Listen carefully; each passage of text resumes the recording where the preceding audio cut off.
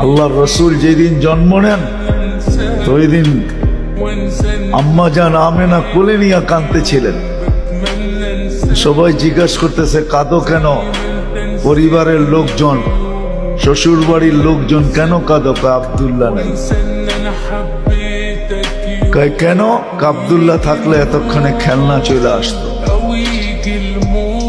আল্লাহ যেন কানে কানে বলতেছিলেন আমেনা কাঁদিস না, আব্দুল্লাহ খেলনা আনলে আর কোত্থেকে আনবে?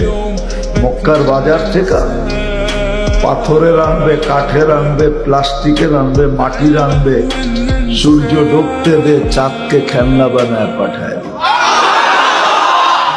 আর ঘটছেও তাই। আবু তালেব বলে বিকালে যখন শোয়া দিছি, সূর্য ডুবার পরে যখন শোয়া দিছি, চকির উপরে তো বাদাল কামরু আইয়াদনু, চাঁদ দ্রুত গতিতে নিচে নামতেছিল। আর আমি তাকায় তাকায় দেখতেছিলাম।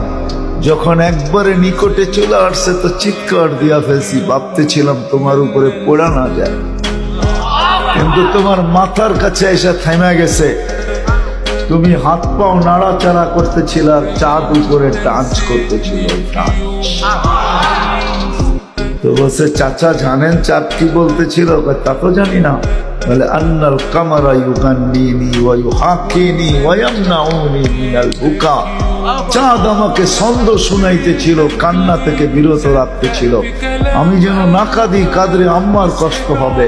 আল্লাহ চাঁদকে আমার সাথে খেলার জন্য খেলনা বানায় পাঠায়।